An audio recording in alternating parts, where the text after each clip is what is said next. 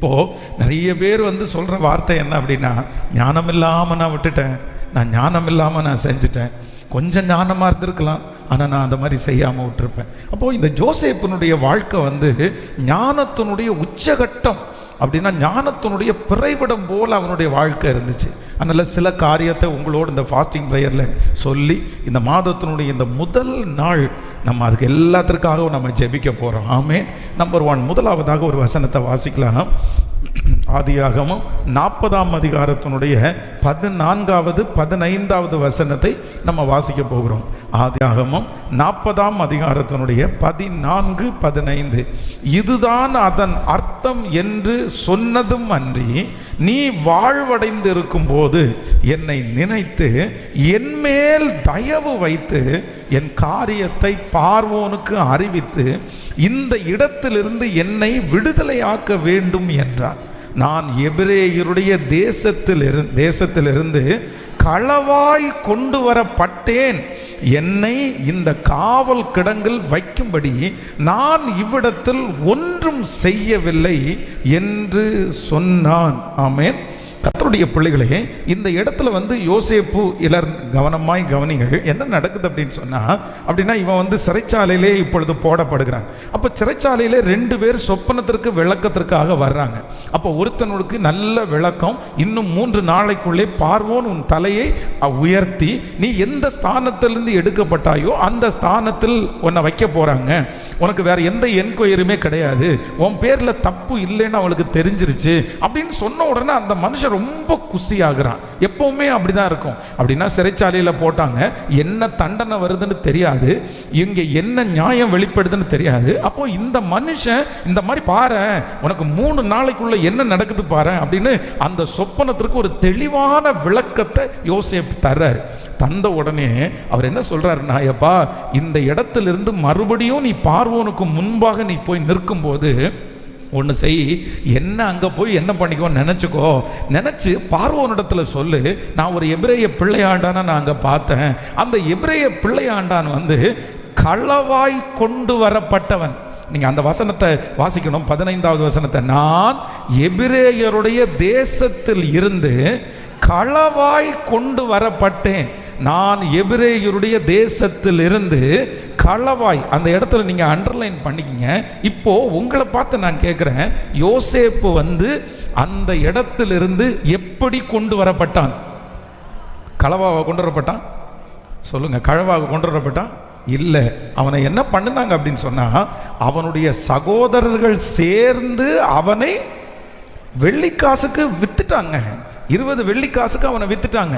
ஆனால் என்ன அப்படின்னு சொன்னால், யாக்கோபு, இந்த யோசேப்பனுடைய தகப்பன் யாக்கோபிலே சீகேம் என்கிற ஒரு ஊரில் குடியிருக்கும் போது அந்த சீகேம் என்கிற அந்த இடத்த 100 வெள்ளிக்காசுக்கு அவங்க அப்பா பர்ச்சேஸ் பண்ணுவார். அப்படின்னா இந்த யோசேப்பனுடைய தகப்பன் யாக்கோபு குறைஞ்சவரெல்லாம் கிடையாது. அவர் ஒரு நல்ல வசதி உள்ளவர், வசதி உள்ள வீட்டிலே வாழ்ந்தவன். இவன் பலவர்ண அங்கே, அதனால்தான் அவங்க அப்பா அவனுக்கு தச்சு கொடுத்தாரு. அப்போ 100 வெள்ளிக்காசுக்காக அவங்க தங்கியிருந்த இடத்த வாங்கினவங்க. ஆனால் இந்த யோசேப்பை 20க்கு விற்கிறதுக்கு காரணம் என்ன அப்படின்னா, ஆளுக்கு 2 வெள்ளிக்காசு எடுக்கிறது மாதிரி பிளான் பண்ணி அவங்க செஞ்சுட்டாங்க. இவன் இவனுடைய ஸ்டோரியை பார்த்தீங்க அப்படின்னா, இவன் இந்த பானபாத்திரக்காரன் தலைவனிடத்தில் என்ன சொல்லணும் அப்படின்னு சொன்னா, எப்பா, எங்கள் அப்பா ரொம்ப வசதி உள்ளவர், நான் அங்கேருந்து வந்தேன், என் சகோதரர்கள் என்னை பார்த்து பொறாமப்பட்டு குழியில் போட்டுட்டாங்க, அதுக்கப்புறம் எடுத்து ஒரு ஆட்கள்கிட்ட விற்றுட்டாங்க, அவங்கள்ட்ட நீங்கள் இந்த போத்திபாருடைய வீட்டில் வாங்கினாங்க. போத்திபாருடைய மனைவி என் மேலே கண்ணை போட்டு வஸ்திரத்தை பிடிச்சி நான் செய்ய மாட்டேன்னு சொன்ன உடனே என்னை இப்படி போட்டு சிறையில் போட்டு வாதிக்கிறாங்க. இதுதான் என்னுடைய ஸ்டோரி. தயவு செய்து ராஜாவினிடத்தில் போய் இந்த ஸ்டோரியை நீ சொல்லி நான் என்னை எப்படியாவது எடுத்துக்கோன்னு தான் நம்ம சொல்லுவோம். நம்முடைய டீட்டெயில், நம்முடைய நடந்து வந்த பாதை, நம்ம என்னென்ன பண்ணணும், எனக்கு யார் தீங்கு பண்ணினாங்க, எல்லாத்தையும் சொல்லுவோம். ஆனால் இந்த யோசேப்பினிடத்தில் இருந்த ஒரு அபிஷேகம் என்ன அப்படின்னு சொன்னால், தன் காரியத்தை குறித்து, தன்னுடைய குடும்பத்தை குறித்து அவன் யாருக்கும் டீட்டெயிலாக என்ன பண்ணலை அப்படின்னா, சத்தமாக சொல்லுங்க, சொல்லவே இல்லை. இப்போ இந்த ஜெபத்தில் இருக்கிற உங்களை பார்த்து சொல்லுகிறேன், உங்களுடைய மனசுல இருக்கிற குமுறல்கள், உங்களுடைய வீட்டிலே நடந்தது, உங்களுடைய கணவனார் செய்தது, உங்க மனைவி செய்தது, உங்களுக்கு மற்றவர்கள் செய்த தீங்கு, இது எல்லாம் நம்ம எத்தனை பேர் வெளியில சொல்லி இருக்கிறோம்னு பார்த்தா நமக்கு நிறைய பேருக்கு என்ன இல்லை அப்படின்னு சொன்னா ரகசியமே இல்லை, ரகசியமே இல்லை. ஆனால் எவ்வளோ பெரிய கான்ஃபிடென்ட் பாருங்க இந்த மனுஷனுக்கு. அவ்வளோதான், வாயே திறக்கல, ஒரே லைனில் முடிச்சிட்டாரு. என்ன லைனில் முடிச்சிட்டாருன்னா, நான் எபிரேயருடைய தேசத்திலிருந்து களவாய், சொல்லுங்க, களவாய் கொண்டு வரப்பட்டேன். அவ்வளோதான், முடிஞ்சு. இதுக்கப்புறம் என்ன கேட்டாலும் நோ ஆன்சர், அதெல்லாம் ஒன்றும் தெரியாது. அப்போது நம்முடைய ரகசியங்களை, நம்முடைய வாழ்க்கையிலே நடக்கிற, குடும்பத்தில் நடக்கிற காரியங்கள் எல்லாவற்றையும் ஆண்டவருடைய பிள்ளைகள் திறந்துடக்கூடாது. ரொம்ப கவனமாக இருக்கணும். என்னை இப்படியெல்லாம் அடிச்சிட்டாரு, என்னை இப்படியெல்லாம் கொடுமைப்படுத்தினாரு, என்னை இப்படியெல்லாம் பண்ணாரு. பாருங்க, இப்போ சிஸ்டர்ஸ் இருக்கீங்கன்னு வச்சுங்களேன், உங்களுடைய கணவனார் உங்களை நடத்தின விதத்தை ஒன்று கூட மறைக்காம உங்கள் அம்மா அப்பாட்ட நீங்கள் சொன்னீங்கன்னா உங்கள் அம்மா அப்பா என்ன சொல்லுவாங்கன்னு நினைக்கிறீங்க? நிறைய பேருடைய அம்மா அப்பா என்ன சொல்லுவாங்க தெரியுமா? ஐயோ, நீ அவனோட வாழ வேண்டாம், நீ வந்துரு. இவ்வளவு கொடுமை பண்றானா, இவ்வளவு பிரச்சனை இருக்குதா, நீ வந்துரு.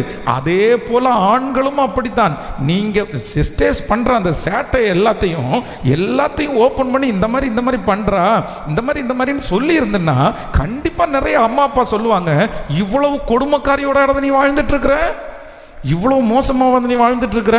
அப்போ நம்ம நிறைய பேர் இன்னைக்கு குடும்பத்தோட வாழ்றதற்கு என்ன காரணம் அப்படின்னா, நம்முடைய வாழ்க்கையில இருக்கிற ரகசியங்களை நம்ம என்ன பண்ணல அப்படின்னா வெளி இடத்துக்கு நம்ம சொல்லவே இல்லை. இன்றைக்கு ஆண்டவருடைய பிள்ளைகளே, எனக்கு ஒரு கிருபை வேண்டும் ஆண்டவரே, எனக்கு ஒரு ஞானத்தை கொடுப்பீராகப்பா. நான் எல்லாத்தையும் எல்லாருக்கும் வெளிப்படையா என்ன பண்ணக்கூடாது, சத்தமா சொல்லுங்க. நீங்கள், நான் இப்படி நினைக்கிறேன், சாரி, இந்த மனைவியோட ஜெயிஸ்டார்ல போத்திபாருடைய மனைவி இருக்காங்க பாருங்க. போத்திபாருடைய மனைவி தன்னுடைய வஸ்திரத்தை பிடிச்சத ஒருவேளை நம்மளா இருந்தா என்ன பண்ணியிருப்போம் தெரியுமா? போஸ்டர் அடிச்சே ஒட்டியிருப்போம். இதே போல் என்னோடு தப்பாய் நடக்க முயன்றார், நான் உதறி தள்ளிவிட்டு ஓடி வந்துட்டேன். எத்தனை பேர் என்ன அப்ரோச் பண்ணியிருக்காங்க பார்த்தீங்களா? எத்தனை பேர் என்ன தேடி வந்திருக்காங்க தெரியுமா? எத்தனை பேர் என்ன பார்த்துருக்காங்க தெரியுமா? எத்தனை பேர் என்னை SMS பண்ணியிருக்காங்க தெரியுமா? இல்லை. ரொம்ப கவனம். எதுக்கு அப்படின்னு சொன்னால், நம்முடைய சில ரகசியங்களை, நம்முடைய வாழ்க்கையில் இருக்கிற சில காரியங்களை வெளிப்படையாய் சொல்லும்போது நமக்கு நல்லது அல்ல. நமக்கு அது என்னவா முடிஞ்சோம் அப்படின்னா ரொம்ப கெட்டதாக முடிஞ்சிடும். ஏன்னா இன்னைக்கு இருக்கிற உலகம் நீங்க சொன்ன உடனே நீங்க ரொம்ப நல்லவங்க, ஆப்போசிட்ல இருக்கிறவங்க கெட்டவங்கன்னு நினைக்க மாட்டாங்க. நீ அந்த மாதிரி அவங்க மூவ் பண்ணணும்னா நீ ஏதாவது பண்ணியிருப்ப, நீ ஏதாவது செஞ்சிருப்ப அப்படின்னு குறுக்க தான் யோசிப்பாங்களே தவிர நீங்க செஞ்சதை மட்டும் நியாயம் அப்படின்னு நினைக்க மாட்டாங்க.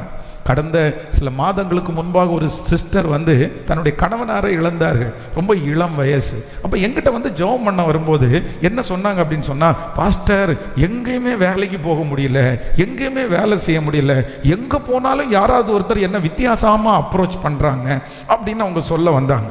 அந்த விஷயத்தை சொல்லும்போது நான் உடனே சொன்னேன், சிஸ்டர், இனி உங்கள் வாயில் இந்த மாதிரி ஒரு வார்த்தை வரவே கூடாது.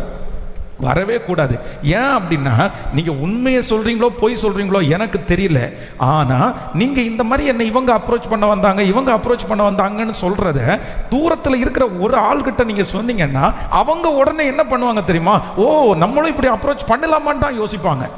சொன்ன அடுத்த நிமிஷத்தில் சொல்றாங்க, ஆமா உண்மை பாஸ்டர், இதை சொல்ல போய் தான் ஒருத்தங்க திரும்ப என்கிட்ட பேச ஆரம்பிச்சாங்க, நான் இனி சொல்லவே மாட்டேன் அப்படின்னு சொன்னாங்க. அப்போ பேதைகளே நீங்கள் உணர்வடையுங்கள். நம்ம என்ன பண்ணக்கூடாது அப்படின்னு சொன்னால், ஆண்டவரே எனக்கு ஒரு கிருபை, என் வீட்டில் அப்படி வாங்கணும் இப்படி வாங்கணும், இங்கேருந்து பணம் வந்துருச்சு, இங்கேருந்து இவ்வளோ கிடச்சிருச்சு, எங்கள் அம்மா அப்பா வித்த சொத்து இவ்வளோ கிடச்சிருச்சு, நான் இப்படி, அது எதுக்கு தேவையில்லாதது ஒன்று. நம்ம அதை குறித்து அவங்களுக்கு தெரிஞ்சுட்டு ஒன்றும் பண்ண போகிறதில்ல, அவங்க தெரிஞ்சு நமக்கு எந்த ஆசீர்வாதமும் வரப்போகிறதில்ல. இந்த யோசேப்பை போல இருக்கணும். ராஜ சமூகத்தில் போய் நின்னதுக்கு அப்புறம் கூட தன்னுடைய வாயே என்ன பண்ணலை, நம்முடைய வாழ்க்கை நிறைய பேருக்கு என்னவா இருக்கணும்னா சீக்ரெட்டாக தான் இருக்கணும். கேட்கல, ஆமேனே வரலை. நம்மளை நிறைய பேர் கண்டுபிடிக்கவே கூடாது. என்ன ஆமேனே ரொம்ப வரமாட்டேங்குது. ஹல்லேலூயா. ஆனால் நம்ம நிறைய பேர் திறந்த வழி. நம்முடைய கை சுத்தமாக இருக்கிறது தவறல்ல, எல்லாருக்கும் முன்பாகவும் நியாயமாக இருக்கிறது உண்மைதான். இது எல்லாம் வேண்டும், உண்மையாக இருக்கிறது அவசியம். ஆனால் அதே நேரத்தில் உங்களை யாருமே இப்படிப்பட்டவங்கன்னு என்ன பண்ணிடக்கூடாதுன்னா கணிச்சிடவே கூடாது. பெட்ரூமில் நடக்கிறது எப்படி நீங்கள் வெளியில் சொல்லலாம்? ஒரு 4 வீட்டு செவத்துக்குள்ளே நடத்துறத எப்படி நீங்கள் வெளியே சொல்லலாம்? 4 வீட்டுக்குள்ளே நடக்கிறத மொத்தத்தையும் வெளியே சொன்னால் உங்கள் குடும்பம் எப்படி கட்டப்படும்? ஒரு பெட்ரூமுக்குள்ள நடக்கிற விஷயத்தை நீங்க 4 பேர்ல சொன்னா உங்க குடும்பம் எப்படி கட்டப்படும்? கண்டிப்பா உங்க குடும்பம் கட்டப்பட முடியாது. அந்த வார்த்தையை வச்சு, அந்த பஞ்சாயத்தை வச்சு 4 பேர் பிரச்சனை பண்ண வந்து, சண்டை போட வந்து, வாக்குவாதம் பண்ணி அந்த குடும்பத்தை திரும்ப ஒன்னா கொண்டு வரவே முடியாது. அதற்கு மாறாக வேதம் சொல்லுகிறது, நான் நலமானதையும் பேசாமல் அமர்ந்திருந்தேன். நான் நலமானதையும் பேசாமல் அமர்ந்திருந்தேன். கர்த்தருடைய பிள்ளைகளை யாரோ ஒருத்தரிடத்துல ஆண்டவர் நேருக்கு நேர் சந்தித்து பேசுகிறார். உன்னுடைய ரகசியங்கள் காக்கப்படுவதற்காக தான் ஆண்டவர் உங்களை அழைத்திருக்கிறார். உங்களுடைய வாழ்க்கையிலே ஆண்டவர் நடத்தி வருகிற சில பாதைகள் அது உங்களுக்கு மட்டும் தெரிந்தால் போதுமானது. கர்த்தருக்கும் உங்களுக்கும் தெரிந்தால் போதுமானது. 3வது நபர்களுக்கு தெரிய வேண்டிய அவசியமே இல்லை, அவசியமே இல்லை. ஆனால் ஆண்டவர் ஒரு நாள் நீங்கள் நடத்தி வந்த பாதைகளுக்கு பெரிய வெற்றியை கர்த்தர் தருவதற்கு கர்த்தர் வல்லவராயிருக்கிறார்.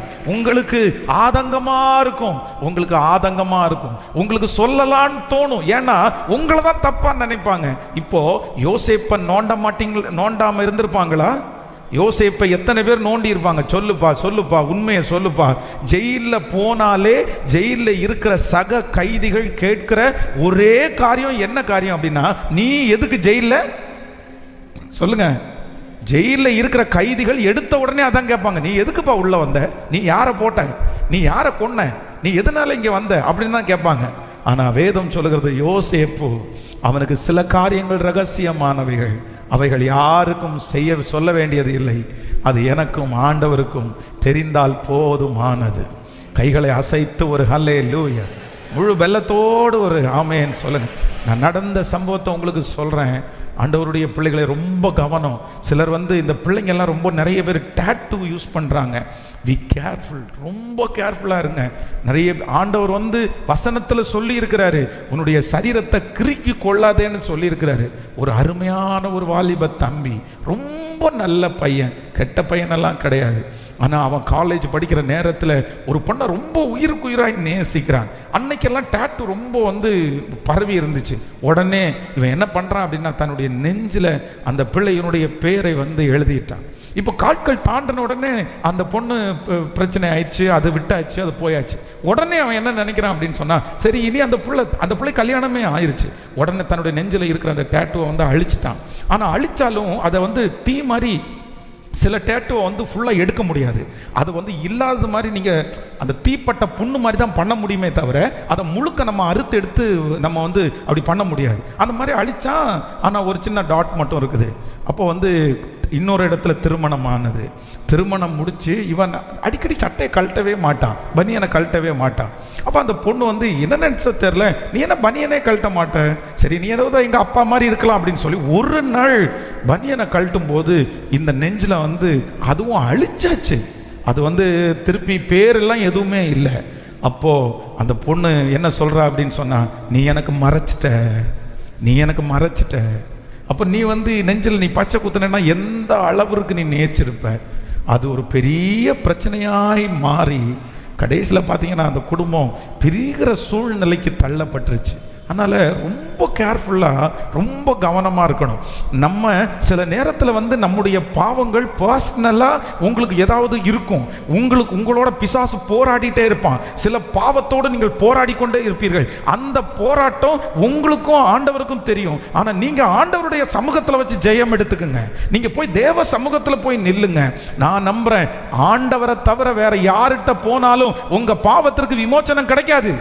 அது எப்படி கிடைக்கும்? இப்போ ஒரு ஒரு ஒரு ஐயர், ஒரு பாஸ்டர் வந்து, ஃபாதர் வந்து இந்த பக்கத்தில் நிற்கிறாரு, நீங்கள் அந்த பக்கத்தில் உட்காந்து நான் இன்னும் தப்பு பண்ணேன்னு சொல்லி அந்த ஃபாதர்கிட்ட சொல்றதுனால உங்களுடைய பாவத்தை ஃபாதர் எடுத்து போட முடியுமா? அந்த பாவத்திலிருந்து உங்களுக்கு விடுதலை வாங்கி தர முடியுமா?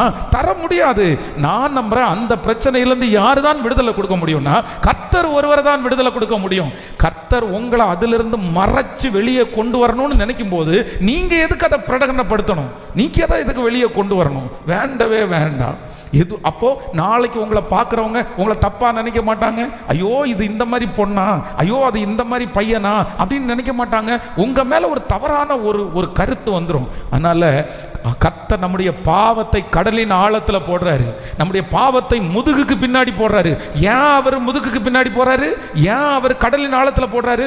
ஒன்னே ஒண்ணு, யாருமே பார்க்க கூடாது என்கிறதற்காக தான் கடலின் ஆழத்துல நம்முடைய பாவத்தை ஆண்டவர் போறாரு. நம்ம ஆண்டவர் கடலின் ஆழத்துல போடுற பாவத்தை நம்ம நோண்டி நோண்டி எடுத்து கொடுக்க வேண்டிய அவசியமே இல்லை. நம்ம அது தெரிய வேண்டிய அவசியமே இல்லை. ஆண்டவரே தெரிய வேண்டாம்னு நினைக்கும் போது, யாருக்கும் தெரிய வேண்டாம்னு நினைக்கும் போது நம்ம ஏன் தெரிய வைக்கணும்? நம்ம ஏன் தெரிய வைக்கணும்? அதனால சில காரியங்களை வந்து ரொம்ப பாருங்க, சிலருக்கு வந்து ரொம்ப ஃபேன்சி. எனக்கு இது ரொம்ப பிடிக்காத ஒன்று என்ன அப்படின்னா, சாப்பிட்றதுக்கு கூட்டிகிட்டு போறீங்களா, சாப்பிட வச்சு அனுப்பிடுங்க. சாப்பிடும்போது எதுக்கு ஃபோட்டோ எடுக்கணும்? எதுக்கு நீங்கள் ஃபோட்டோ எடுக்கிறீங்க? ஏதோ ஒரு 100 பேர் 200 பேர் அப்படியே வந்து சாப்பாடு அப்படியே ஒரு கூட்டமாக நிற்கிறாங்க, சர்ச்சில் ஒரு சாப்பாடு கொடுக்குறாங்க அப்படின்றது ஓகே, சந்தோஷமாக எடுக்கலாம். கூட்டிகிட்டு போகிறதும் கூட்டிகிட்டு போயிடுவாங்க, உடனே ஃபோட்டோ எடுக்கிறது. அதுவும் இன்றைக்கி இருக்கிற ட்ரெண்ட் எல்லாம், வீட்டிலேருந்து கிளம்பும் போது இதோ நான் கிளம்பிட்டேன், இதோ நான் ஹோட்டல் வாசலுக்கு வந்துட்டேன், இப்போ நான் உள்ளே போகிறேன், இப்போ சில்லி சிக்கன் ஆர்டர் பண்ணிட்டேன், அதுக்கப்புறம் டேபிள் மேலே வந்துச்சு, எல்லாத்துக்கும் ஸ்டேட்டஸு, எல்லாத்துக்கும் வீடியோ. அப்போது இன்னைக்கு வந்து தன்னுடைய வீட்டில் தன்னுடைய வாழ்க்கையில் எந்த ஒளிவு மறைவும் சொல்லுங்களேன். நீங்க அன்னைக்கு ஒரு நாள் தான் அந்த நல்ல சாப்பாடு சாப்பிட்ருப்பீங்க, பார்க்குறவனுக்கு என்ன தெரியும்? அவங்களுக்கு வந்து அந்த சாப்பாடே இருந்திருக்காது, அதனுடைய பேரே தெரிஞ்சிருக்காது, கஷ்டமா இருக்காது, வருத்தமா இருக்காது. அப்போ ஆண்டவருடைய பிள்ளைகளே, சில காரியங்கள் வந்து நம்ம பப்ளிக்கா நம்ம வெளியில நம்ம கொடுக்க வேண்டிய அவசியம், சத்தமா சொல்லுங்க, எத்தனை பேர் ஆமோதிக்கிறீங்க?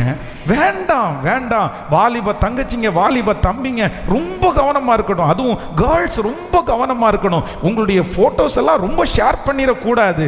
உங்களுடைய வாழ்க்கையில் இருக்கிற சில காரியத்தை வந்து வெளியே சொல்லவே வேண்டாம். எதுக்கு அப்படி சொல்லணும்? அதுவும் இன்னைக்கு நிறைய பேர் பாதிக்கப்பட்டவங்க இருக்காங்க, அவங்களுக்கு என்ன மனநிலையோ அதை ஸ்டேட்டஸில் வச்சிருவாங்க.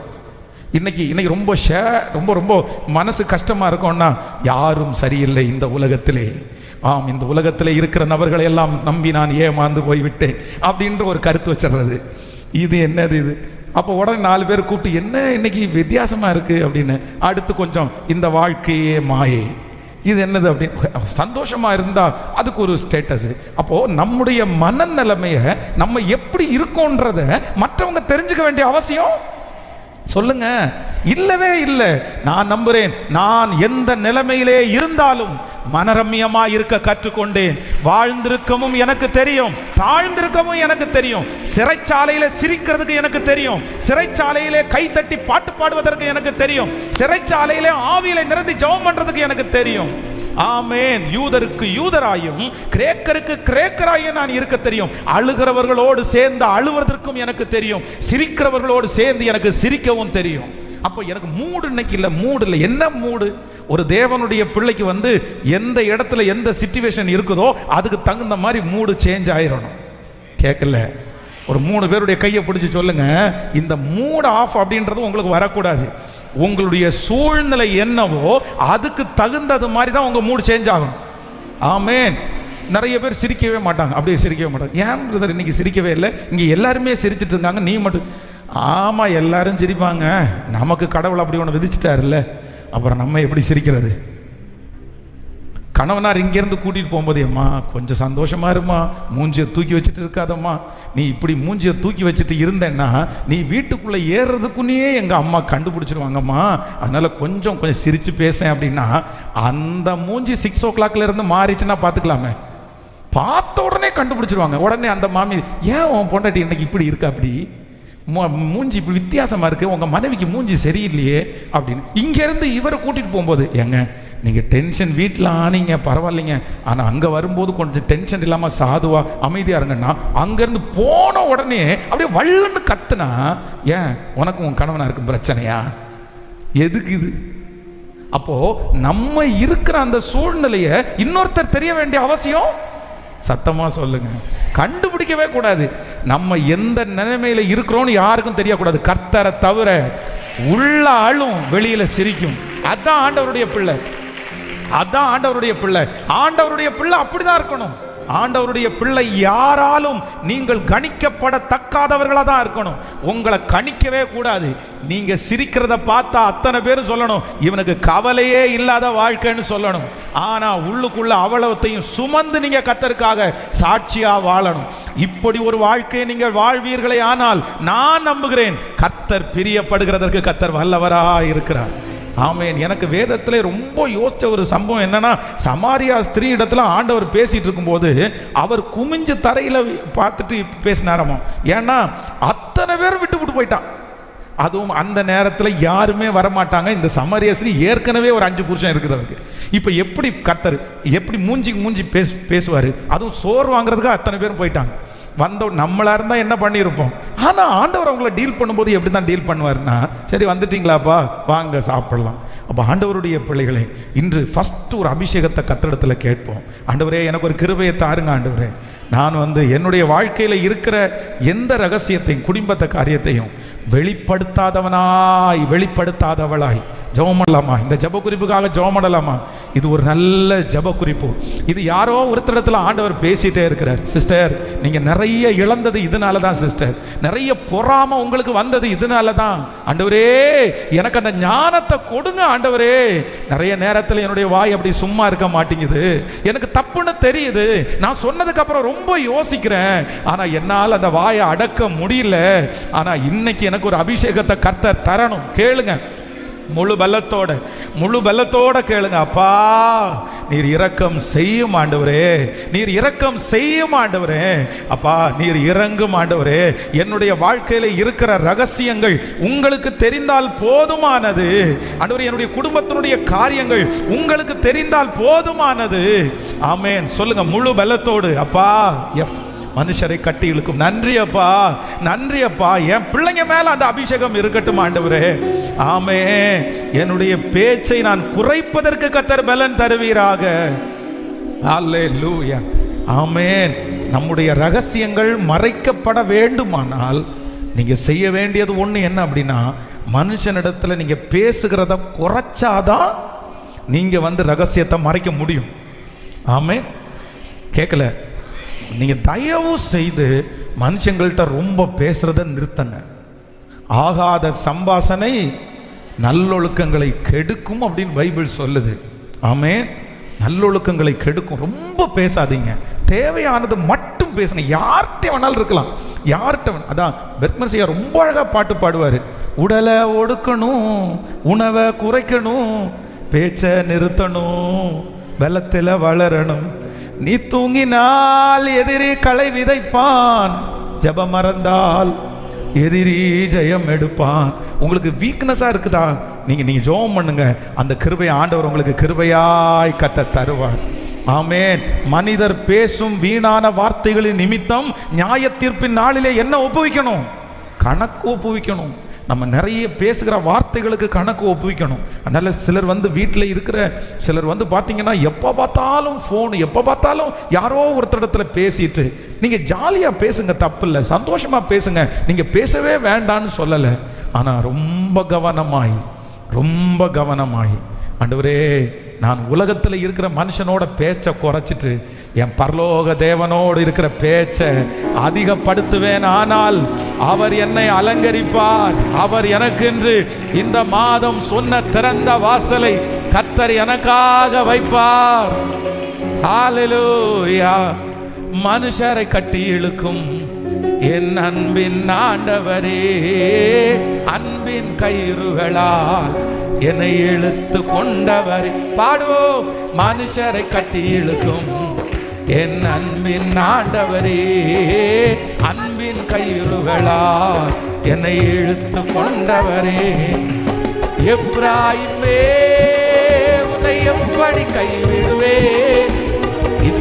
இஸ்ரவேலே உன்னை எப்படி ஒப்பு கொடுப்பேன், எப்ராயிமே உன்னை எப்படி கைவிடுவேன், இஸ்ரவேலே உன்னை எப்படி ஒப்பு கொடுப்பேன், எப்ராயிமே உன்னை எப்படி கைவிடுவேன், உன்னை எப்படி திரும்ப திரும்ப எப்ராயிமே. அப்பா, நீர் எங்களை கைவிடுவதற்கு அழைக்கல, நீர் எங்களை கைவிடுவதற்கு. எப்ராயிமே உன்னை எப்படி கைவிடுவேன், இஸ்ரவேலே உன்னை எப்படி ஒப்பு கொடுப்பேன். ஆமென், ஆமென். ஆண்டவர் நம்மளை கைவிடவே மாட்டார், கைவிடவே மாட்டார்.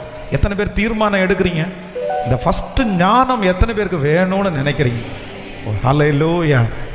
அந்த சிறைச்சாலையில் இருந்த மனுஷங்களிடத்தில் ஒன்றும் சொல்லாமல் ஒரே லைன், நான் களவாய் கொண்டு வரப்பட்டேன், நான் களவாய் கொண்டு வரப்பட்டேன். இளைய குமாரன் தன் தகப்பனை விட்டு தூர தேசத்திற்கு போய் எல்லாவற்றையும் அழித்து விட்டு திரும்ப வந்து தன்னுடைய பாவத்தை ஒன்றொன்றா சொல்ல ஆரம்பிக்கும் போது தகப்பனார் என்ன சொல்றார் அப்படின்னு சொன்னா, ஒன்றும் இல்லைப்பா, ஒன்றும் இல்லைப்பா, என் குமாரனாகிய இவன் மரித்தான், இன்று உயிர் தெழுந்தான். அவ்வளோ. அப்படின்னா அவனுடைய கடந்த கால வாழ்க்கையை, அவனுடைய விழுந்த வாழ்க்கையை தன்னுடைய தகப்பனார் வந்து அதுக்கு ஒரு டெஃபினேஷன் எடுத்து அதை வந்து விளாவாரியா விளக்குறதுக்கு ஆண்டவர் என்ன பண்ணல சொல்லுங்களேன்? கர்த்தர் விடவே இல்லை. உண்மையா சிஸ்டர்ஸு, கேர்ள்ஸு, இவங்க எல்லாம் தெரிஞ்சுக்குங்க, உங்களுடைய வாழ்க்கையிலே இருக்கிற ஒரு அந்தரங்க காரியத்தை ஒருத்தர் இன்ட்ரெஸ்டா கேட்கிறார் அப்படின்னா இட்ஸ் த ராங் அப்படின்னு நீங்க நினைச்சுங்க. ஹலோ, அது யாரா இருந்தாலும் சரி, யாரா இருந்தாலும் சரி, நல்ல ஒரு மனுஷன், நல்ல ஒரு மனுஷி உங்க வாழ்க்கையில இருக்கிற ரகசியங்களை கேட்கறதுக்கு என்ன பண்ண மாட்டாங்க சொல்லுங்க? விரும்ப மாட்டாங்கங்க. நான் சொல்றேன், எனக்கு ஆண்டவர் கற்றுக் கொடுத்தது, எனக்கு முன்னாடி இருக்கிற பரிசுத்தவான்கள் கற்றுக் கொடுத்தது அப்படிதாங்க கற்றுக் கொடுத்தாங்க. ஒருத்தர் உங்களுடைய வாழ்க்கையில் இருக்கிற இன்டெப்தான, யாருமே வர முடியாத அந்த சீக்ரெட்டான அந்தரங்க காரியத்தை ஒருத்தர் இன்ட்ரெஸ்டா சொல்லுங்க, அப்படியா இப்படியா இங்கேயா போனீங்க, எப்படி இது நடந்துச்சு, இப்படி பண்ணுச்சா அப்படின்னு அவங்க கேட்குறாங்க அப்படின்னு சொன்னா கண்டிப்பாக நான் என்ன பண்றேன் அப்படின்னு சொன்னா உங்க மேல உள்ள அக்கறையிலையோ இல்லை உங்களுக்கு கவுன்சிலிங் கொடுக்கணும்னு அவங்க கேட்கல. இது எஸ்எம்எஸ்ல யாரு கேட்டாலும் உங்களுக்கு ரெண்டு பேருக்கும் சண்டையா, உங்களுக்கு ரெண்டு பேருக்கும் பிரச்சனையா, நீங்க என்ன இப்படி வந்தீங்க, நீங்க பார்த்தா இங்க தெரியுது, அவரை பார்த்தா அங்க தெரியுது, இந்த கதையெல்லாம் உனக்கு எதுக்கு, இந்த கதையெல்லாம் உங்களுக்கு எதுக்கு? ரொம்ப சுதாகரிக்கணும், ரொம்ப ஞானமா இருக்கணும். அப்படி கேர்ள்ஸு, இப்போ படிக்கிற தங்கச்சிங்க, வாலிப தங்கச்சிங்க ரொம்ப கவனமா இருங்க, ரொம்ப கவனமா இருங்க. உங்க அப்பா உங்களை அடிக்கிறாரா, உங்க அம்மா உன்னை இப்படி ஸ்ட்ரிக்டா நடத்துறாங்களா அப்படின்னு கேட்கும் போதும் ஐயோ எங்க அம்மா கொடுமைக்காரி அப்படின்ட்டீங்கன்னா போச்சு, உடனே உங்களுக்கு ஆதரவு கிடைச்சிடும். வேண்டாம் ஆண்டவர், இப்படியே பிள்ளைகளே வேண்டாம், சிஸ்டர் வேண்டாம், பிரதர் வேண்டாம். நான் நம்புறேன், அவர் என்னை விசாரிக்கிறவர் ஆனபடினால், அவர் என்னை விசாரிக்கிறவர் ஆனபடினால் சொல்லுங்க சொல்லுங்க, என் கவலைகளை எல்லாம் யார் மேல? ஆண்டவரே, எனக்கு சொல்றதுக்கு நிறைய இருக்கு ஆண்டவரே, எனக்கு சொல்றதுக்கு நிறைய இருக்கு ஆண்டவரே, யாருக்கும் தெரியாம என் வாழ்க்கையில நடக்கிறது சொல்றதுக்கு நிறைய இருக்குது. ஆனா அது எல்லாம் யாருடைய சமூகம் அப்படின்னு சொன்னா, வருத்தப்பட்டு பாரம் சுமக்கிறவர்களே நீங்கள் எல்லாரும் என்னிடத்தில் வாருங்கள், நான் உங்களுக்கு இளைப்பாறுதலை தருவேன் என்று சொன்ன தேவன் இருக்கிறார். அவருடைய சமூகத்துல கொட்டுறது எதுவுமே நிச்சயமா நமக்கு வீணா போகவே போகாது, வீணா போகவே போகாது. அவர் சமூகத்துல சொல்லுங்க, அவர் சமூகத்தில் சொல்லுங்க, அவரிடத்தில் வருகிறவனை அவர் புறம்பே தள்ளுவதே இல்லை. உங்க வாழ்க்கையை ஓப்பன் பண்ணி உங்க இருதயத்தை திறந்து ஸ்ட்ரெயிட்டா போய் ஏசப்பாட்ட போய், அப்பா நான் இப்படிதான் அப்பா இருக்கிறேன், என் சூழ்நிலை இப்படிதான் இருக்குது, நான் நம்புறேன் யார்கிட்டையும் அவர் சொல்ல மாட்டாரு, யார்கிட்டையும் என்னை காமிச்சு கொடுக்க மாட்டாரு. மறுபடியும் நீங்க வந்து நிற்கும் போது உங்களை அப்படிதான் பார்ப்பாரே தவிர, பிள்ளையா தான் பார்ப்பாரே தவிர தூரத்து மனுஷனா பார்க்க மாட்டாரு. பாருங்க, இளைய குமாரனை அவனுடைய சொந்த அண்ணன் என்னதான் இருந்தாலும் அவனை எப்படிதான் பார்க்கிறாரு, எப்படிதான் பார்க்கிறாரு? வேசிகளிடத்தில் ஆஸ்தியை அழித்து போட்டவன், அவனுடைய குறைய தான் பார்க்குறான். அவனுடைய குறைய தெரிஞ்ச உடனே என்னதான் ரத்த சம்பந்தமான உறவா இருந்தாலும் அவன் திரும்பி வந்தானே, சரி பரவாயில்ல அப்படின்னு தோணல. அவன் குறையதான் அவனுக்கு தெரியுது. ஆனா தகப்பனுக்கு அவன் குறைய தெரியல, அவன் திரும்பி வந்தது மட்டும்தானே தெரியுது. சிஸ்டர், பிரதர், நாம் ஆராதிக்கிற தேவனிடத்துல போய் உங்களுடைய பிரச்சனையெல்லாம் நீங்க சொன்னீங்கன்னா அடுத்த டைம் உங்களை பார்க்கும்போது அப்படியே அவருடைய பிள்ளையா தான் பார்ப்பாரு. சரி பரவாயில்லடா அப்படியே தான் பார்ப்பாரு. ஆனா மனுஷனிடத்துல போய் உங்க குறைகளை எல்லாம் கொட்டுனீங்கன்னு வைங்களேன், அவன் சாகிற வரைக்கும் உங்களை எப்படி தான் பார்ப்பான்னா தீமையா தாங்க பார்ப்பான், தீமையா தாங்க பார்ப்பான், நல்லதா பார்க்க மாட்டாங்கங்க. நீங்க திருந்தி இருப்பீங்க, மாறி இருப்பீங்க, வெளியே வந்திருப்பீங்க, ஆனா அவனுடைய நினைவை மாற்றவே முடியாது. ஆமென். இதுக்காக தான் ஒன்று சொல்லணும், என் இருதயத்தை நான் அடக்கி கொண்டேன், நான் நலமானதையும் பேசாமல் பாடலாம். ஆண்டவருடைய சமூகத்தில் எல்லாரும் இந்த வார்த்தையை கரங்களை தட்டி ஆமென்.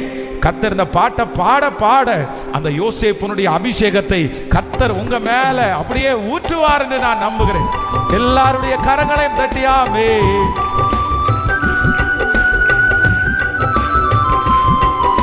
ஓ ஹalleluya, ஹalleluya. மனுஷரை கட்டி இழுக்கும் என் அன்பின் ஆண்டவரே, அன்பின் கயிறுகளால் என்னை இழுத்து கொண்டவரே. பாடுவோ. மனுஷரை கட்டி இழுக்கும் என் அன்பின் ஆண்டவரே, அன்பின் கயிறுகளால் என்னை இழுத்து. இப்ப கைய மாலை தட்டி எப்ராயிமே உன்னை எப்படி கைவிடுவே, இஸ்ரவேலே உன்னை எப்படி ஒப்பு கொடுப்பே, எப்ராயிமே உன்னை எப்படி கைவிடுவே, இஸ்ரவேலே உன்னை எப்படி ஒப்பு கொடுப்பே, எப்ராயிமே உன்னை எப்படி கைவிடுவே, இஸ்ரவேலே உன்னை எப்படி ஒப்பு கொடுப்பே, எப்ராயிமே உன்னை எப்படி கைவிடுவேன், உன்னை எப்படி ஒப்பு கொடுப்பேன்.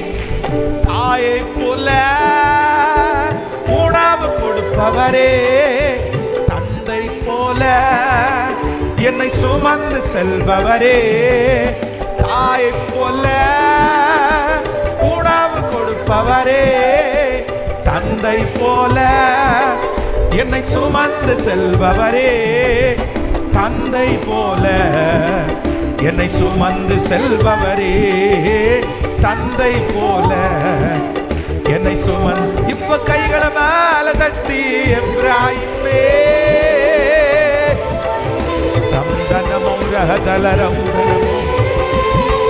உன்னை எப்படி ஒப்பு கொடுப்பே, எப்ராயிமே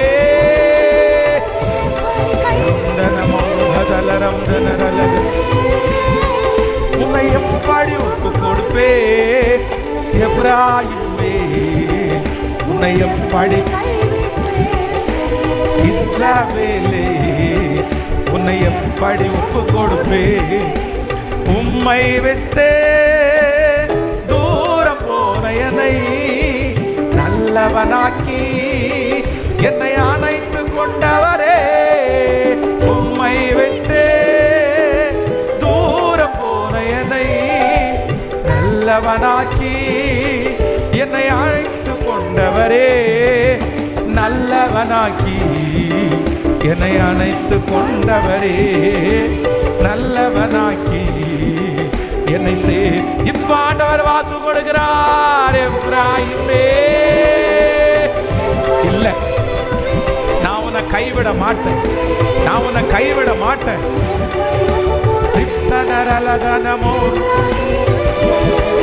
உன்னை எப்படி கைவிடுவே, இஸ்ரவேலே உன்னை எப்படி ஒப்பு கொடுப்பே, எப்ராயிமே உன்னை எப்படி கைவிடுவே, இஸ்ரவேலே உன்னை எப்படி, எப்ராயிமே எப்ராயிமே. ஸ்தோத்திரம் ஸ்தோத்திரம் ஸ்தோத்திரம். இயேசுவே, அந்த ஞானம் இப்பொழுது ஒவ்வொரு பிள்ளைகளுடைய தலையின் மேல் அந்த ஞானம் வரட்டும்.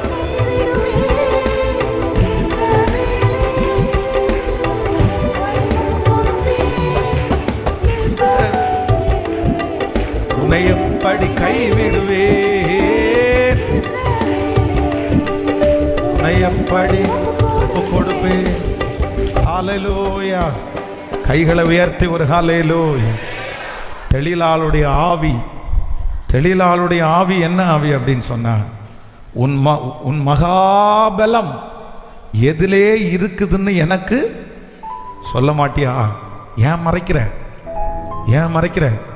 உன்னை எதனாலே கட்டலாம், உன்னை எதனாலே கட்டலாம்? உன்னுடைய பலன் எதுல இருக்குது, உன்னுடைய பலன் எதுல இருக்குது? நீ எவ்வளவு சம்பாதிக்கிற, உனக்கு எவ்வளவு வருது, உனக்கு என்ன இருக்கு, உனக்கு என்ன பின்னணி? தெளிலாளுடைய ஆவிதான் நோண்டி நோண்டி நோண்டி நோண்டி வேதம் சொல்கிறது. அவ கேட்டதுனால, நீங்க நியாயாதிபதிகளின் புஸ்தகத்தில் நீங்க வாசிக்கும் போது 16ஆம் அதிகாரத்தினுடைய 6வது வசனத்தை வாசிப்பீங்கன்னா, அப்படியே தெளிலாள் சிம்சோனை பார்த்து, உன் மகாபலம் எதிலே உண்டாயிருக்கிறது, உன்னை சிறுமைப்படுத்த உன்னை எதனாலே கட்டலாம் என்று நீ எனக்கு சொல்ல வேண்டும் என்றாள். தொடர்ந்து நீங்க வாசிப்பீங்கன்னா, சாகத்தக்கதாய் அவனுடைய ஆத்மா என்ன பண்ணி, இப்படி அவனை தினம் தினம் வார்த்தைகளாலே நெருக்கி அலட்டி கொண்டிருக்கிறதுனால் சாகத்தக்கதாய் அவன் ஆத்மா விசனப்பட்டு, சாகத்தக்கதாய் டார்ச்சர். என்ன டார்ச்சர் அப்படின்னு சொன்னா, என்ன நடக்குது, என்ன நடக்குது, என்ன நடக்குது? உனக்கு மகாபலம், உன்னுடைய பலனுக்கு என்ன ரீசன்? நீ என்ன பண்ற, என்ன பண்ற? இல்லை இல்லை, என்னைக்கு தன்னுடைய இருதயத்தை திறந்து என்னுடைய பலன் முடியல தான் இருக்குது அப்படின்னு என்னைக்கு சொன்னானோ, அவ உடனே என்ன பண்ணிட்டா அப்படின்னு சொன்னா, தன்னுடைய மடியில் அவனை படுக்க வச்சுட்டு, வேதம் சொல்லுது, ஒருத்தனை கூப்பிட்டு அவனுடைய முடி மொத்தத்தையும் எடுத்து திரும்பவும் சிம்சோன் எழும்பி நிற்கிறான், பழையது போல எழும்பி நிற்கிறான். ஆனால் அவனால் ஒன்றுமே பண்ண முடியல. அவனுடைய மகாபலம் அவனை விட்டு போய்விட்டது. உலகத்தில் இருக்கிற எத்தனை பேர் கேர்ஃபுல்லாக இருக்கிறாங்க சிஸ்டர், அவருக்கு வேதத்தை பற்றி தெரியாது, அவங்களுக்கு உலக நாலேஜ் தான் இருக்குது. மீடியாவில் பாருங்கள், எத்தனையோ பேரிடத்துல உங்கள் சம்பளம் என்ன, உங்கள் சம்பளம் என்ன, மாதம் எவ்வளோ வருமானம் அப்படின்னு கேட்டால் சொல்லவே மாட்டாங்க, சொல்லவே மாட்டாங்க. அதெல்லாம் ஒன்றும் இல்லை சார், வருது, அது வரும் போகும், மேலே வரும் கீழே வரும், அப்படி தான் சொல்லுவாங்களே தவிர யாருமே எக்ஸாக்டாக சொல்ல மாட்டாங்க, சொல்ல மாட்டாங்க. ஆனால் நம்ம நிறைய நேரத்தில், அது மட்டும் நான் சொல்ல வரல, இந்த யோசேப்பனுடைய எனக்கு இந்த யோசிக்க எனக்கு அப்படியே ஒரு எவ்வளோ எவ்வளோ எவ்வளோ ஞானம் பாருங்களேன். அதெல்லாம் விட்டுருப்பா, எதுவுமே கேட்க வேண்டாம், எதுவுமே தெரிஞ்சுக்க வேண்டாம், எதுவுமே தெரிஞ்சுக்க வேண்டாம். என்னுடைய பாஸ்ட்டை குறித்து நீ தெரிஞ்சுக்க வேண்டிய அவசியம் இல்லை. அது யாருக்கு தெரிஞ்சா போதும்னா, எந்த இடத்துலேருந்து கர்த்தர் என்னை தூக்கி எடுத்தார் அப்படின்றத நான் கஷ்டப்பட்டதை சொல்கிறது தவறல்ல. ஆனால் என்னுடைய வாழ்க்கையிலே நிறைய அதான் ஒரு விசை நீங்கள் ஒரு போலீஸ்காரர் ஒருத்தர் சாட்சி சொல்லுவார். 80s எல்லாருக்கும் தெரியும். 80ஸில் இருக்கிற அம்மா அப்பா நிறைய பேர் இங்கே இருந்தாங்கன்னா அவங்களுக்கு தெரியும். என்ன போட்டு குங்கும போட்டு போலீஸ்காரர்ல அப்படின்ற ஒருத்தர் மிக பயங்கரமாக சாட்சி சொல்லுவார். ஸோ அந்த நாட்களில் அவருடைய சாட்சி பயங்கரமாக இருந்துச்சு. நிறைய பேர் அந்த சாட்சி அவரை தொட்டுருச்சு. அவர் எப்படி மைய வச்சு பெண்களை மயக்கினார் அப்படின்னு எல்லாம் அவர் சொன்னாராமா. நாட்கள் தாண்டிருச்சு, அடுத்த ஜெனரேஷன் வந்துச்சு. தன்னுடைய தகப்பனார் அந்த பையனுக்கு போட்டு கொடுக்குறாரு, போட்டு காமிக்கிறாரு, பாரு இவர் எவ்வளோ பெரிய பிரச்சனையிலேருந்து வந்திருக்கிறாரு, எவ்வளோ பெரிய பாவத்திலேருந்து கர்த்தர் ஒன்றை தூக்கி எடுத்திருக்காரு இவரை அப்படின்னு சொல்கிறாரு.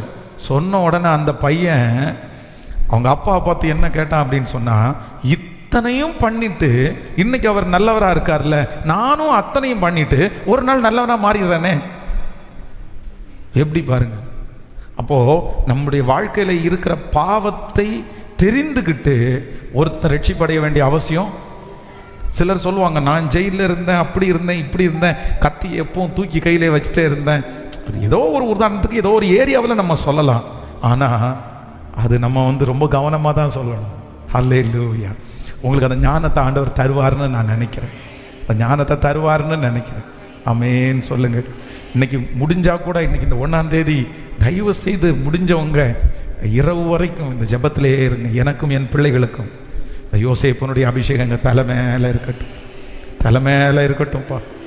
நான் நிறைய இடத்துக்கு போகிறனால நிறைய சாட்சிகளை பசங்க பிள்ளைகளிடத்துல போய் நீ போட்டிருக்கிறது செயின் வந்து எத்தனை பவுனு, அது தங்கமா வெள்ளியா, இன்னும் எவ்வளோ இருக்குது அப்படின்னு கேட்டு பிள்ளைகளை மிஸ்பரைஸ் பண்ணி அந்த தங்கத்தை வாங்கிட்டு போய் அவ பேர்லேயே அடகு வச்சு பணத்தை வாங்கி செலவு பண்ணி டூருக்கு போய் எத்தனை கேள்விப்படுறேன்னு தெரியுமா, எத்தனை கேள்விப்படுறேன்னு தெரியுமா.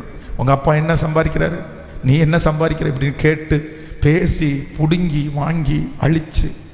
கர்த்தர் தான் அந்த ஞானத்தை நம்முடைய பிள்ளைகளுக்கு கர்த்தர் தரணும். ஹல்லேலூயா. சிஸ்டர், பிரதர், உங்கள் லைஃப்பில் ஒரு சின்ன விஷயத்தை கேள்விப்பட்டால் கூட அந்த இடத்துல நுழைஞ்சு உங்களை கெடுக்கிறதுக்கு இந்த உலகம் ஆயத்தமாக காத்திருக்கு, ஆயத்தமாக காத்திருக்கு. ஒரு விஷயம் கூட கைகளை உயர்த்தி, ஏசப்பா என்னுடைய குடும்பத்தை காப்பாற்றுறது நீர் தான் ஆண்டவரே, என்னுடைய குடும்பத்தை காப்பாற்றுறது நீர் தான் ஆண்டவரே, நீர் தான் ஆண்டவரே, நீர் தான் ஆண்டவரே, நீர் தான் ஆண்டவரே. சொல்லுங்க, நீங்க தான்ப்பா. உங்க பிள்ளைகளுக்காக யாராவது ஜெபிக்கணும்னா அப்படியே ஜெபம் பண்ணுங்க.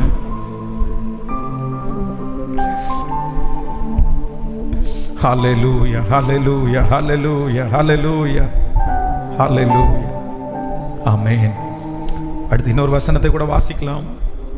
ஆதியாகமம் 37ஆம் அதிகாரத்தினுடைய 28வது வசனத்தை நம்ம வாசிக்க போறோம். ஆதியாகமம் 37ஆம் அதிகாரம் 28வது வசனத்தை வாசிக்கலாம். அந்த வர்த்தகக்காரனான மீதியானியர் கடந்து போகிற போது அவர்கள் யோசேப்பை அந்த குழியிலிருந்து தூக்கி எடுத்து அவனை இஸ்மவேலர் கையிலே 20 வெள்ளிக்காசுக்கு விற்று போட்டார்கள். அவர்கள் யோசேப்பை எகிப்திற்கு கொண்டு போனார்கள். இன்னொரு வசனத்தை கூட வாசிக்கலாம், அடுத்த வசனத்தை கூட வாசிக்கலாம்.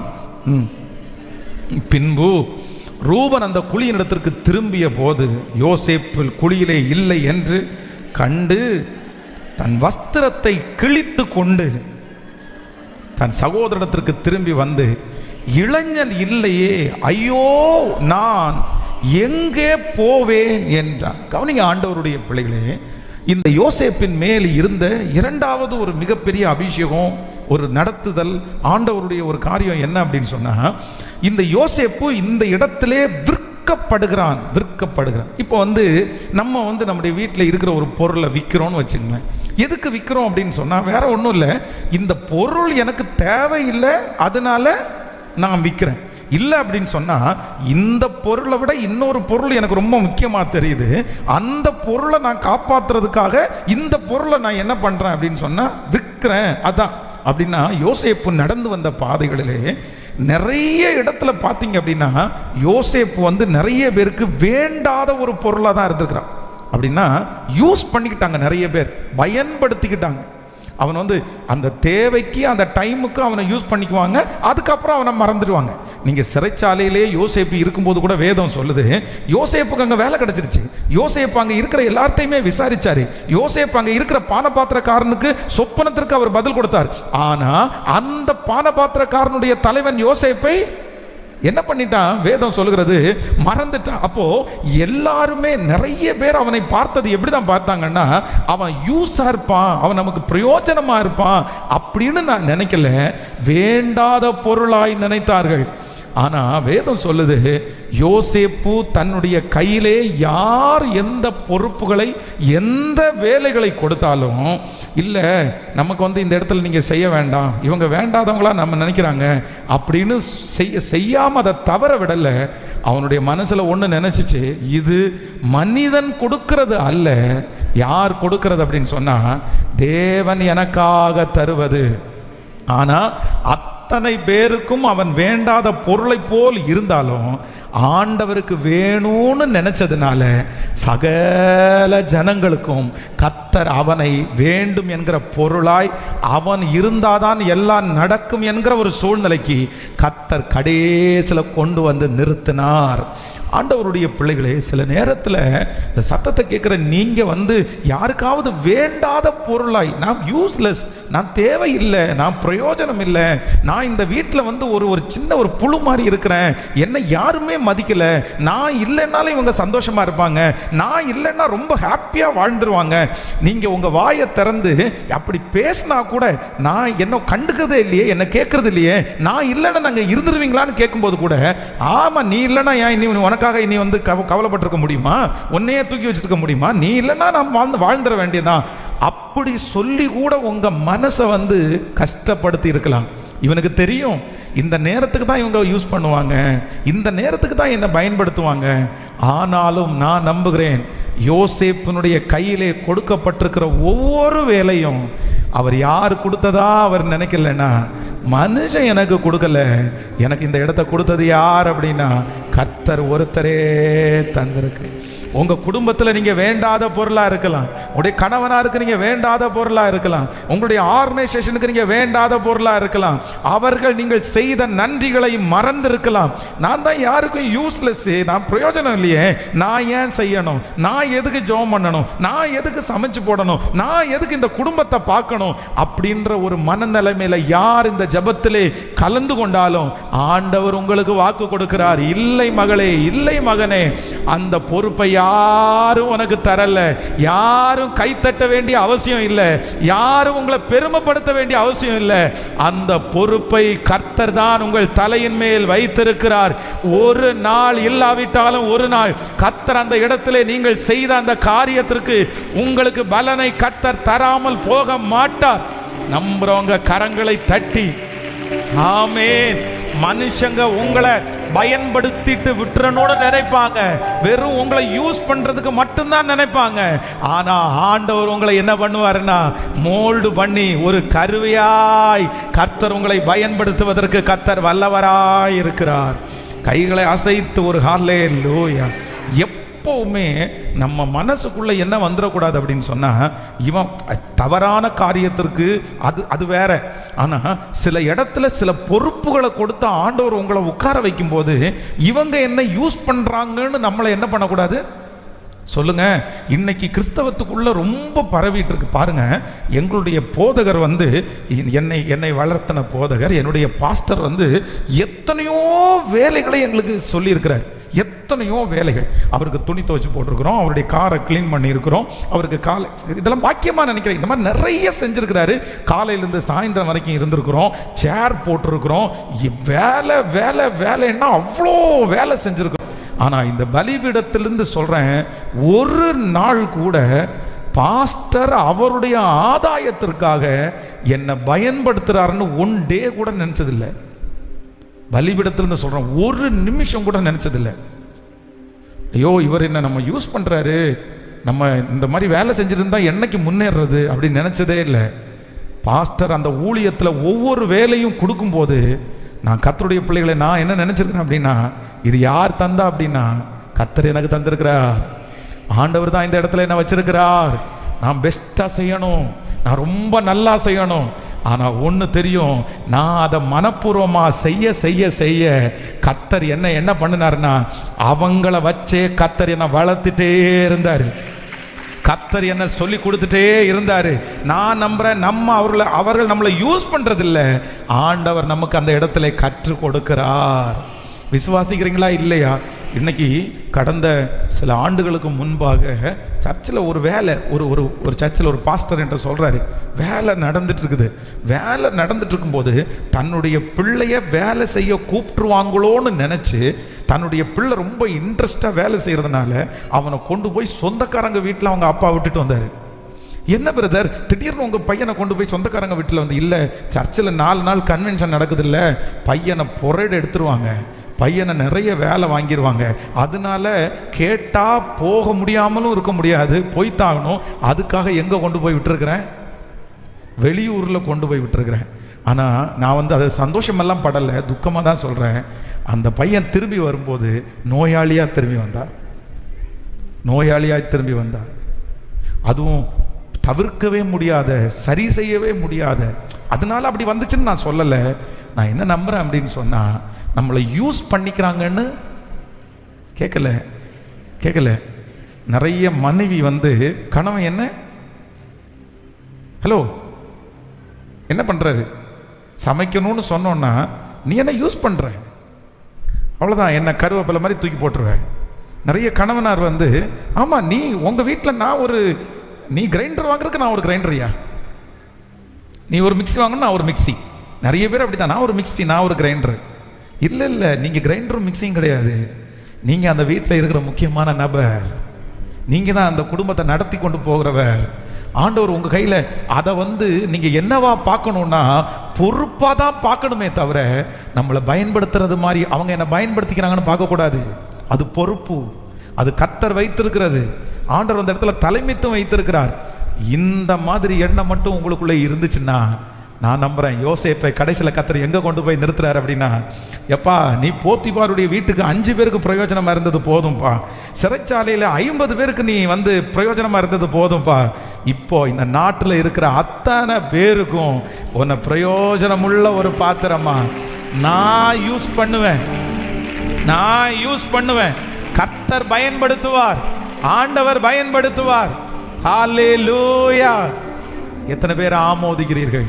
கைகளை உயர்த்தி ஒரு ஹல்லேலூயா சொல்லுங்க பார்க்கலாம். கையை மேலே உயர்த்தி, அப்பா எனக்கு அது பொறுப்பாய் நினைக்கக்கூடிய கிருபையை தாருங்க ஆண்டவரே. அப்பதான் நான் நல்லா செய்ய முடியும். நான் பொறுப்பா நினைச்சேன்னா இன்னும் நான் பெஸ்டா நான் செய்வேன் ஆண்டவரே. அது என் மேல கர்த்தர் வைத்திருக்கிற கடமைன்னு நினைச்சு செய்தா ஆமென், நான் ரொம்ப அழகா செஞ்சு முடிச்சிருவேன் ஆண்டவரே. சொல்லுங்க, முழு பலத்தோட சொல்லுங்க, கேளுங்க ஏசப்பாட்ட, அப்பா இது இல்லை. ஆமென். இது என்ன அவங்க யூஸ் பண்றதா நான் நினைக்க கூடாது, அது என்னுடைய தலையின் மேல விழுந்த பொறுப்பு. அல்ல யாரோ ஒருத்தர் இடத்துல ஆண்டவர் தீர்க்க தரிசனமா ஸ்ட்ரைட்டா நேருக்கு நேர் ஆண்டவர் சில இடத்துல பேசுறத நான் பார்க்கிறேன். சிலர் ஆண்டவர் என்கவுண்டர் பண்றத பார்க்கிறேன். மகளே நீ தான் அப்படி நினைச்சு வந்திருக்கிற, இவங்கெல்லாம் பயன்படுத்திட்டு என்ன தூக்கி போடுறாங்க. இல்ல, ஆண்டவர் சொல்றாரு, அந்த குடும்பத்துல உன்னை நம்பிதானே அந்த குடும்பத்தை நான் தந்திருக்கிறேன், உன்னை நம்பிதானே அந்த பொறுப்பை நான் தந்திருக்கிறேன், அந்த இடத்துல நான் தானே உன்னை கொண்டு போய் வச்சிருக்கிறேன், அந்த இடத்துல நீ ஒரு ஆள் இல்லைன்னா ஒன்னும் பண்ண முடியாது. ஹல்லேலூயா. ஆமென். நீங்க வந்து யூஸ் பண்றாங்கன்ற ஒரு கான்செப்ட் உங்க ஃபேமிலிக்குள்ள உங்களுக்கு வந்துச்சு அப்படின்னு சொன்னா கண்டிப்பா சொல்றேன், அந்த ஃபேமிலியை நீங்க வந்து ரொம்ப ரொம்ப நல்லா கொண்டு போக சொல்லுங்க. உங்களை கொண்டு போக முடியாது.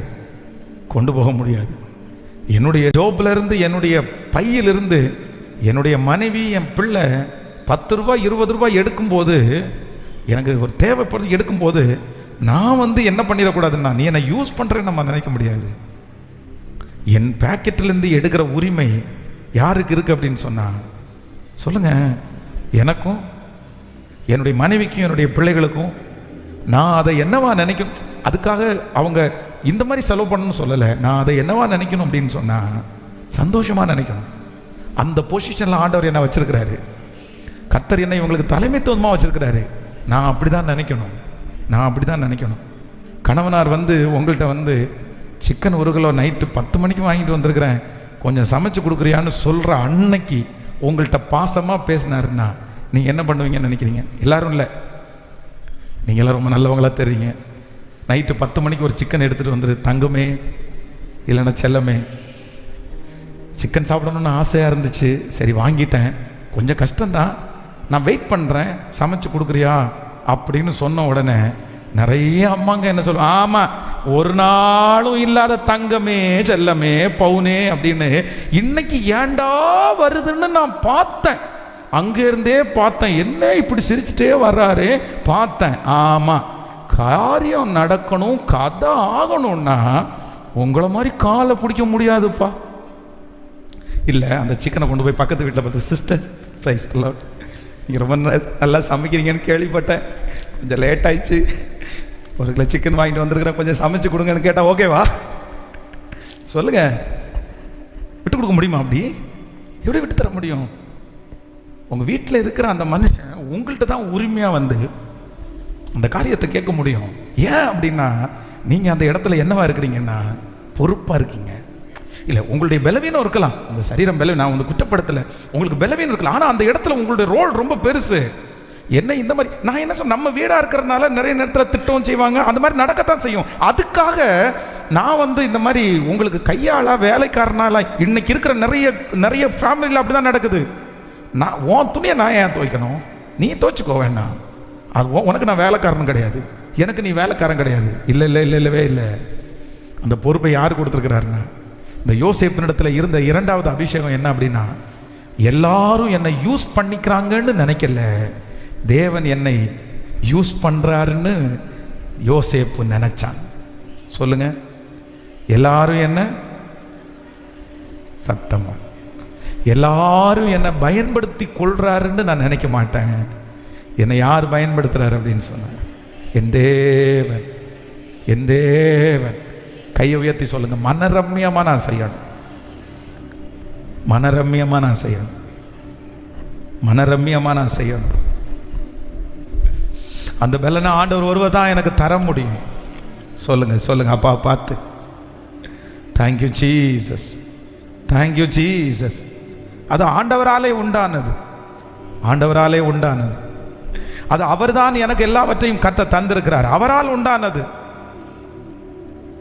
அவரால் உண்டானது, அவரால் உண்டானது. ஒப்பு கொடுக்குற அத்தனை பேருக்கும் ஆண்டவர் கிருபை. ஆனால் எனக்கு தெரியும், யாரோ ஒருத்தரோட ஆண்டவர் பேசிட்டே தான் இருக்கிறார், யாரோ ஒருத்தரோட பேசித்தான் இருக்கார். பாச இன்னைக்கு வரைக்கும் நான் அப்படிதான் பாச நான் நினைச்சேன், அப்படிதான் பாச நினைச்சேன். நான் இதெல்லாம் எதுவும் செய்ய மாட்டேன், இதுக்கெல்லாம் போக மாட்டேன், நான் எதையும் பண்ண மாட்டேன், என்னை யூஸ் பண்ணிக்கிறாங்க. அது தவறான காரியத்துக்குன்னா நம்ம மனம் நம்ம போக வேண்டியது இல்லை.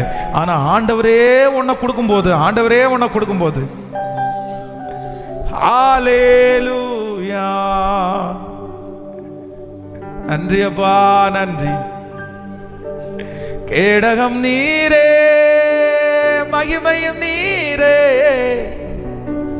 தலை நிமிர செய்பவர் நீரே.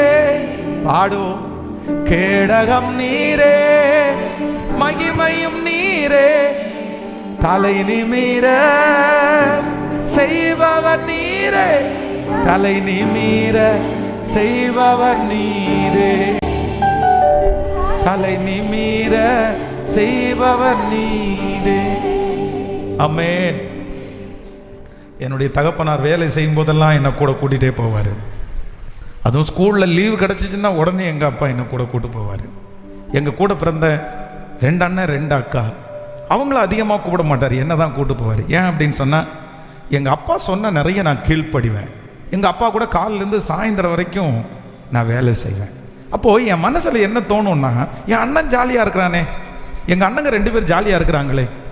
ஆனால் நம்ம கீழ்ப்படுகிறதுனால தானே நம்ம அப்பா இத்தனை வேலையை வாங்குறாரு. நம்மளும் கீழ்ப்படியாமல் இருந்தோம்னா, நம்மளும் நோன்னு சொன்னோன்னா நம்ம அப்பா என்ன பண்ணிட போறாரு நம்மளை? அவங்க 2 பேரையும் ஒன்றும் பண்ணல, என்னையும் ஒன்றும் பண்ணியிருக்க மாட்டாரு அப்படின்னு எண்ணம் மேலோங்கும் போது ஆண்டவர் என் கூட என்ன பேசுவார் அப்படின்னா, இல்லை இல்லை இல்லை இல்லை, நீ ஏற்ற காலத்தில் உன்னை உயர்த்தும்படிக்கு அவருடைய பலத்தை கைக்குள்ள. ஆனால் இன்னைக்கு நான் ஃபீல் பண்ணுறேன், இன்னைக்கு இந்த பலிபீடத்திலிருந்து நான் ரொம்ப நினைக்கிறேன், எங்கள் அப்பா அன்னைக்கு அப்படி கூட்டிகிட்டு போய், இதாண்டா வேலை, இதாண்டா குழி வெட்டுறது, இதாண்டா கஷ்டம், இப்படி இருக்குன்னு எங்கள் அப்பா இன்னைக்கு கற்றுக் கொடுத்ததுனால தான் கஷ்டம்னா என்னன்ற ஒரு மிகப்பெரிய பாடத்தை நான் அந்த இடத்துல தாங்க கற்றுக்கிட்டேன், அந்த இடத்துல தாங்க கற்றுக்கிட்டேன். பிரதர் சிஸ்டர், என் அன்பு தகப்பனை தாயே, உங்களுக்கு பலன் இல்லாமல் எல்லாம் இல்லை. நீங்கள் நிறைய பேர் சமைக்காதது, துவைக்காதது, வீடு க்ளீன் பண்ணாதது, வேலை செய்யாது, இது உங்களுடைய பலவீனம் அல்ல. ஆனால் உங்களுக்கு என்ன இல்லை தெரியுமா? நிறைய பேருக்கு மனசு இல்லை. மனசு என்ன சொல்லுது அப்படின்னா, என்னை எப்படி நடத்துகிறாங்க, என்னை எப்படி நடத்துகிறாங்க, வேலைக்காரி போல நடத்துகிறாங்க. சிலருக்கு வயதானதுக்கு பிற்பாடு பிள்ளைகள் வந்து பிறந்த பிள்ளைகளை யார்கிட்ட கொண்டு போய் விடுவாங்க? யார்கிட்ட கொண்டு போய் விடுவாங்க? தாத்தா பாட்டிகிட்ட கொண்டு போய் விடுவாங்க. இந்த தாத்தா பாட்டி வந்து, சில தாத்தா பாட்டி ரொம்ப நல்லா அந்த பிள்ளைகளோடய சேர்ந்து விளையாண்டு அந்த பிள்ளைகளோடய சாப்பிடுவாங்க. ஆனால் சில தாத்தா பாட்டி என்ன சொல்லுவாங்க தெரியுமா? ஆமாம், உன் பிள்ளைகளை பார்க்குறதுக்கு என்ன நான் வீட்டு வேலையாளா? நீ வேணா கிரெக்ஸில் கொண்டு போய் விட்டுரு, இல்லைன்னா வேற எங்கேயாவது கொண்டு போய் விட்டுரு, நம்மளால எல்லாம் இந்த வால் குழந்தைங்களை பார்க்க. இப்போ நான் கேட்குறேன், உங்களுடைய உடம்பில் பலன் இல்லை அப்படின்றதுக்காக நீங்கள் பார்க்க முடியாதுன்னு சொல்கிறது எஸ், பரவாயில்ல. ஆனால் இவன் நம்மளை தலையில் கட்டிட்டு இவனும் ஜாலியாக இருக்கலாம்னு நினைக்கிறாங்க அப்படின்ற மைண்ட் செட்டில் இருந்தால் அது தப்பு. எனக்கு பலன் இல்லை, என்னால் ஓடி ஓடி பிடிக்க முடியலப்பா, எனக்கு பிள்ளைங்க எங்கே போகிறாங்களோன்னு பயமாக இருக்குது, நீ கூட்டிகிட்டு போயிரு, எனக்கு ஒன்றும் செய்ய முடியல அப்படின்னா ஓகே ஃபைன். ஆனால் அதே நேரத்தில் என் தலையில் கட்ட பார்க்குறியா, என் தலையில் கட்ட பார்க்குறியா? நான் சொல்கிறேன், நீங்கள் சொல்லி கொடுக்குற அளவுக்கு விசுவாசத்தை யார் சொல்லிக் கொடுப்பா? நீங்கள் சொல்லி கொடுக்குற அளவுக்கு ப்ரேயர் யார் சொல்லிக் கொடுப்பா? ஆனால் அந்த பிள்ளைகளையே உங்கள் பேர பிள்ளைகளாக ஏற்றுக்கிட்டு, அடுத்த ஊழியக்காரங்களாக ஏற்றுக்கிட்டு, அந்த நேரத்தை வாய்ப்பாக பயன்படுத்தி பிள்ளைகளுக்கு இயேசப்பா பற்றி சொல்லி கொடுத்து அவங்கள ஒழுக்கமாக அழகாக வளர்த்துனீங்கன்னு வைங்களேன், உங்களை வருங்காலத்தில் உங்கள் பிள்ளைங்க மறப்பாங்களா? சத்தமா? அப்போ உங்கள் மனசா உடம்பா? சிஸ்டர், நீங்கள் செய்யாமல் இருக்கிறதுக்கு மனசு காரணமா உடம்பு காரணமா? கேட்கல. மனசு தாங்க காரணம், உடம்பு இல்லைங்க. ஆனால் நான் என்ன சொல்கிறேன்னா, அது என் மேலே சுமத்தின வேலையாக நான் பார்க்காம நான் என்னவா பார்க்க போகிறேன்? பொறுப்பா. ஆமேன்னு சொல்லுங்க பார்க்கலாம். பாடலாமா இந்த பாட்டை? எதிரிகள் எவ்வளவாய் பெருகின, எதிர்த்தெழுவோர் எவ்வளவாய் மீந்திருந்தாலும் நான் சோர்ந்து போக மாட்டேன். என் தலையை நிமிர பண்ணுகிற தேவன் என்னோடு கூட இருக்கிறார். ஹல்லேலூயா. கேடகம் நீரே, மகிமையும் நீரே, தலை நிமிர செய்பவர் நீரே. கேடகம் நீரே, மகிமையும் நீரே, தலை நிமிர செய்பவர் நீரே. தலை நிமிர செய்பவர் நீரே. பாடுவோம். தலை நிமிர. எதிரிகள் எவ்வளவாய் பெருகிவிட்டன, எதிர்த்தழுவோர் எவ்வளவு நீந்து விட்டன. எதிரிகள் எவ்வளவாய் பெருகிவிட்டன, எதிர்த்தழுவோர் எத்தனையும் மிகுந்து விட்டன. ஆனாலும் சோர்ந்து போவதில்லை, தளர்ந்து விடுவதில்லை. சோர்ந்து போவதில்லை, தளர்ந்து விடுவதில்லை. தகப்பன் நீ தாங்குவீரி, என்னை தள்ளாட விட மாட்டி. பாடுவோ. தகப்பன் நீ தாங்குவீரி, என்னை தள்ளாட விட. கேடகம் நீரே, கேடகம் நீரே, மகிமையும் நீரே, தலை நிமிர. கைகளை மேல தட்டி. கேடகம் நீரே, மகிமையும் நீரே, தலை நிமிர செய்பவர் நீரே. தலை நிமிர செய்பவர் நீரே. தலை நிமிர செய்பவர் நீரே. சொல்லுங்க பார்க்கலாம். படுத்துறங்கி மகிழுடனே விழித்தெழுவே, ஏனெனில் கர்த்தர் என்னை ஆதரிக்கின்றீ. படுத்துறங்கி மகிழுடனே விழித்தெழுவே, ஏனெனில் கர்த்தர் என்னை ஆதரிக்கிறீ. அச்சமில்லையே, கலக்கம் இல்லையே, அச்சமில்லையே, கலக்கம் இல்லையே. வெற்றி தரும் கர்த்தர் என்னோடு, தோல்வி என்றும் எனக்கு இல்லையே. சொல்லுவோம். வெற்றி தரும் கர்த்தர், தோல்வி என்றும் எனக்கு இல்லையே, எனக்கு இல்லை. இப்ப கைகளை மேல தட்டி. கேடகம் நீரே, மகிமையும் நீரே, தலை நிமிர செய்பவர் நீரே. கேடகம் நீரே, தலை நிமிர செய்பவர் நீரே. தலை நிமிர செய்பவர் நீரே. தலை நிமிர செய்பவர் நீரே. தகப்பனே, தகப்பனே, என் தந்தையே, தலை நிமிர. தகப்பனே, என் தந்தையே, தலை நிமிர செய்பவர் நீரே. ஹல்லேலூயா. ரெண்டாவது, யோசேப்பினுடைய தலையின் மேல் இருந்த இரண்டாவது ஞானம் என்ன அப்படின்னு சொன்னா, சில காரியத்தை என்னை இவங்க யூஸ் பண்ணிக்கிறாங்கன்னு அவர் நினைக்கல. அவர் என்ன நினைக்கிறார் அப்படின்னா, ஆண்டவர் என் மேல வச்சிருக்கிற திட்டத்தை நிறைவேற்றுகிறார். இதெல்லாம் ஒரு பாடம். இதில் ஆண்டவர் ஒன்று கற்றுக் கொடுக்குறாரு. இதெல்லாம் எனக்கு பலன், இது எனக்கு பலன்.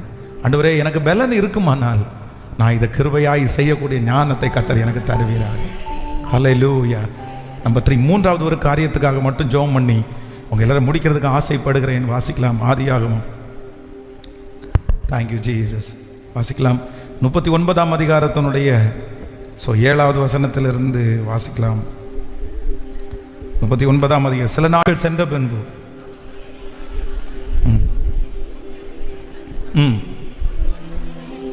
ஓகே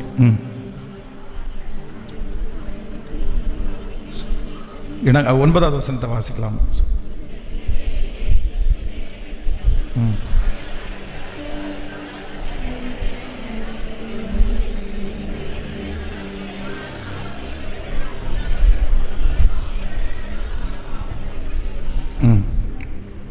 வாசிக்கலாம். 9வது வசனத்தை வாசிக்கும் போது, இந்த வீட்டில் என்னிலும் பெரியவன் இல்லை, நீ அவனுடைய மனைவியாக இருக்கிறபடினால் உன்னை தவிர வேறு ஒன்றையும் அவர் எனக்கு விலக்கி வைக்கவில்லை. இப்படி இருக்க நான் இத்தனை பெரிய பொல்லாப்புக்கு உடன்பட்டு தேவனுக்கு விரோதமாய் பாவம் செய்வது எப்படி என்றான். இத்தனை பெரிய பொல்லாப்புக்கு உடன்பட்டு தேவனுக்கு விரோதமாய் பாவம் செய்வது எப்படி என்றான். 2 நீதி. ஒன்று அந்த போத்திபார் மேலே இருக்கிற நீதி, இன்னொன்று கர்த்தர் மேலே வச்சிருக்கிற நீதி. தனக்கு முன்னாடி ஒரு பெரிய சூழ்நிலை வருகிறது. இப்போ பிரச்சனை, அவனை தொடுறதுக்கு பிடிக்கிறதுக்கு ஆயத்தமாக இருக்கும்போது அந்த மனைவி சொல்கிறாங்க, இல்லை இல்லை பரவாயில்ல. ஆனால் அவன் கண்ணு முன்னாடி 2 வருது. ஒன்று என்ன அப்படின்னு சொன்னால், நான் உங்களுடைய கணவனாருக்கு என்ன பண்ண மாட்டேன் அப்படின்னா எந்த நீதி கேடும் செய்ய மாட்டேன். ஏன் அப்படின்னா எனக்கு அவர் ஒரு நீதி கேடும் செய்யலை. நம்பர் 2, ரெண்டாவது, என்னுடைய ஆண்டவர் எனக்கு எந்த நீதி கேடும் எனக்கு செய்யலை. அவருக்கு நான் என்ன பண்ண மாட்டேன் சொல்லுங்க, நீதி கேடு செய்ய மாட்டேன். ஒரு தேவனுடைய பிள்ளைக்கு, இந்த யோசேப்புக்கு இருந்த 3வது பெரிய அபிஷேகம் என்ன அப்படின்னு சொன்னால், இவன் ஒரு நியாயமான மனிதனாய் இருந்தான். நியாயமான மனிதனாக இருந்தான். ஆண்டவருடைய பிள்ளைகளே, 1000 இருந்தாலும் உங்களுக்குள்ள என்ன இருக்கக்கூடாது அப்படின்னா, நியாயக்கேடு அப்படின்ற ஒன்று உங்களுக்குள்ள. சொல்லுங்களேன், யார் வேணாலும் தீமை செய்யட்டும், யார் வேணாலும் உங்களை போட்டு கொடுக்கட்டும், யார் வேணாலும் உங்களுக்கு நியாயக்கேடு செய்யட்டும், ஆனால் ஆண்டவருடைய பிள்ளைகள் நீங்கள் யாருக்கும் என்ன பண்ணிடக்கூடாது அப்படின்னு சொன்னால், நியாயக்கேடு. உங்கள் பக்கத்தில் உங்களுக்கு முன்னாடி கர்த்தர் எந்த அநியாயத்தையும் என்ன பண்ணக்கூடாதுன்னா பார்க்கவே கூடாது. அநியாயமே வேண்டாம். அது எவ்வளவு ரூபாயானாலும், எவ்வளவு வசதியானாலும், எவ்வளவு ஆசீர்வாதமானாலும், கர்த்தருடைய பிள்ளைங்க எங்கே போனாலும் எப்படி தான் இருக்கணும் அப்படின்னு சொன்னால், நியாயமாக நடக்கணும். இன்றைக்கி இந்த உலகம் அநியாயமான உலகம். இந்த உலகத்தில் எங்கே போனாலும் அநியாயம் தலை விரிச்சாடுது. நியாயமே இல்லை. ஒருத்தனை ஒரு முன்னாடி மேலே வர்றதுக்கு எவனை எப்படி மிதிக்கணுமோ மிதிச்சிடுறாங்க. அவன் என்ன கெட்டு போனாலும் பரவாயில்ல, அவன் குடும்பம் நாசமாகிறத குறித்து பரவாயில்ல, அவன் ஒன்றும் இல்லாமல் போகிறத குறித்து அவங்களுக்கு கவலையே இல்லை. அவங்களுக்கு என்ன கவலை அப்படின்னு சொன்னால், நான் வாழணும், நான் வாழ்கிறதுக்காக யார் கெட்டாலும் பரவாயில்ல, நான் வாழ்கிறதுக்காக யார் அவமானப்பட்டாலும் பரவாயில்ல. ஆனால் ஒரு தேவனுடைய பிள்ளைக்கு இருக்க வேண்டிய 3வது ஞானம் என்ன அப்படின்னு சொன்னால், நான் யாராக இருந்துடக்கூடாது, அநியாயக்காரனாக இருந்துடக்கூடாது.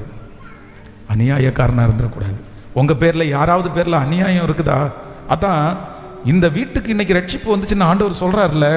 எது சொல்கிறார் அப்படின்னு சொன்னால், அந்த மனுஷன் சொல்கிறான், நான் யாரிடத்துலையும் அநியாயமாய் கேட்கல. சத்தமாக சொல்லுங்க. நியாயமாக நான் வாங்கிட்டேங்க, எனக்குரியதை நான் வாங்கிட்டேங்க, நான் வேலை செஞ்சேன், நான் வாங்கிட்டேங்க, என் சம்பளத்தை நான் வாங்கிட்டேன். இப்போ அதை குறித்து அவங்க தப்பாக நினைக்கிறத குறித்து எனக்கு கவலை இல்லை. ஆனால் நான் அநியாயமாய் வாங்கினது உண்டானால் எப்படி திரும்ப செலுத்துறேன் அப்படின்னு சொன்னேன், நாளத்தனையாய் திரும்பி செலுத்துறேன். சிஸ்டர், பிரதர், தகப்பன், தாயே, என் பேரில் எந்த அநியாயம் என்ன பண்ணிடக்கூடாது. என்ன காயப்படுத்தலாம், என்னை வருத்தப்படுத்தலாம், என்னை திட்டலாம், என்னை போட்டு கொடுக்கலாம், ஆனால் நான் அதுக்காக என்ன பண்ணிடக்கூடாதுன்னா, நான் எந்த அநியாயமும் செய்யக்கூடாது. யார் எனக்கு தீமை செய்தாலும் வேதம் சொல்கிறது, நீ தீமைக்கு தீமை செய்வது தீர்வு அல்ல, தீமைக்கு நன்மை செய்வது மட்டும்தான் தீர்வு. ஹல்லேலூயா. இந்த இந்த இந்த தீர்மானத்தை எடுக்கலாம். இனி 3 காரியத்தை தியானித்தோம். 1, முதல் ஞானம். வேதம் சொல்கிறது, தன்னுடைய ரகசியத்தை வெளிப்படுத்தாது இருந்தவன் யோசேப்பு. நம்பர் 2, 2வது, அவனுடைய கையிலே கொடுக்கப்பட்டிருக்கிற வேலையை அவங்க இவன் மேலே சுமத்தினதான் நினைக்காம அதை கர்த்தர் அவன் மேலே வச்சிருக்கிற பொறுப்பாய் நினைத்தான். அவனை யூஸ் பண்ணிக்கிறதா அவன் நினைக்காம அவன் அதை பொறுப்பாய் நினைத்தான். நம்பர் 3, 3வது, இவன் எந்த மனுஷனாக இருந்தான் அப்படின்னு சொன்னா, நியாயமான மனுஷன். ஹல்லேலூயா. கையை உயர்த்தி ஒரு ஹல்லேலூயா. அவங்க சகோதரர்லாம் அவனுக்கு முன்னாடி நிற்கும் போது அவன் என்ன சொல்றான் அப்படின்னா, நீங்களோ எனக்கு தீமை செய்ய நினைத்தீர்கள், கர்த்தரோ இன்று நடந்து வருகிறபடியே எனக்கு அது நன்மையாய். நீ எங்களை பழி வாங்கிருவியா? நீ நாங்கள் செஞ்ச அநியாயத்துக்கு நீ ஏதாவது எனக்கு தீமை செய்வியா? அப்போ அவன் என்ன சொல்றான் அப்படின்னு சொன்னா, நான் எந்த தீமையும் உங்களுக்கு செய்ய மாட்டேன், நான் உங்களை நல்லா பார்த்துக்குவேன். நீங்க எனக்கு அநியாயம் செஞ்சீங்கன்றதுக்காக நான் உங்களுக்கு என்ன பண்ணக்கூடாது? சத்தமா சொல்லுங்க. நான் யார் அப்படின்னா, நான் கர்த்தருக்கு முன்னாடி நிற்கிற பிள்ளை. நான் நியாயமா தான் இருப்பேன். இந்த சத்தத்தை கேட்கிற நீங்க ஒருத்தர் கூட எப்படி இருக்கக்கூடாதுன்னா, உங்க பேர்ல எந்த அநியாயமும், சொல்லுங்க, உங்க பேர்ல எந்த அநியாயமுமே இருக்கக்கூடாது. அநியாயமே வேண்டாம். அதற்கு ஆண்டவர் எப்பொழுதுமே விரோதி. ஆண்டவர் நமக்கு தீமைக்கு தீமை செய்வார். அதனால நியாயமுள்ள எப்படி பண்ணாலும் இந்த நியாயத்தை விட்டு நான் வெளியே வந்துடக்கூடாது. ஓகே, நியாயமா என்ன நடக்குதுமோ அது நடக்கட்டும். நியாயமா என்ன செய்யணுமோ அதை செய்யுங்க. உங்களுடைய பணம் எனக்கு, உங்களுடைய பொருள் எனக்கு வேண்டாம். நியாயமா இது எனக்கு வர வேண்டியதுக்காக நான் ஃபைட் பண்ணலாம், எனக்கு வர வேண்டியதற்காக நான் போய் நிற்கலாம். ஆனா இன்னொருத்தர் கூட எதுக்காக நான் போய் நிற்க வேண்டிய அவசியம், சத்தமா சொல்லுங்க, நான் நிற்க வேண்டிய அவசியம் இல்லை. எழுப்பி நிற்கலாம் ஆண்டவருடைய சமூகத்தில். Thank you Jesus. யாக்கோபு நியாயமா தன்னுடைய அண்ணன் பசியோட வரும்போது என்ன எனக்கு பண்ணுவேன்னு கேட்கும்போது, நியாயமா நீ உன்னுடைய சேஷ்ட புத்திர பாகத்தை எனக்கு வித்துறியான்னு கேட்டோன்னா அவனும் கொடுத்துறேன்ட்டான். சரி, ஓகே, நான் கூழ் கொடுத்த, நீ சேஷ்ட புத்திர பாகத்தை கொடுத்த, முடிஞ்சு. கத்துறதுக்கு ஒன்றும் கேட்கல. ஆனால் அதே நேரத்தில் அவன் போய் காட்டில் போயிட்டு வேட்டையாடி கொண்டு வர்றதுக்குள்ள இவன் திருட்டளவா போய் ஆசீர்வாதத்தை வாங்கிட்டான். ஆனால் அந்த ஆசீர்வாதம் ஒரு நாள் கூட அவங்க அப்பா வீட்டில் அவனை இருக்க வைக்கவே இல்லை. ஏன்னா என்னுடைய ஆண்டவர் எப்பொழுதும் எதுக்கு துணை நிற்க மாட்டார்? சத்தமா சொல்லுங்க, அநியாயத்துக்கு துணை நிற்க மாட்டார். இன்னைக்கு நியாயங்களை புரட்டுகிற உலகம் இந்த உலகம். யார் பக்கத்தில் பணம் இருக்குதோ, யார் பக்கத்தில் ஆளுகை இருக்குதோ, அந்த பக்கத்தில் தான் இன்னைக்கு நியாயங்கள். ஆனால் நான் நம்புறேன், நான் ஆராதிக்கிற தேவன் நீதியுள்ள நியாயாதிபதி. அவருடைய பிள்ளைகளாய் இருக்கிற நாம் நீதியாய் இருக்க வேண்டும் என்று கர்த்தர் விரும்புகிறார்.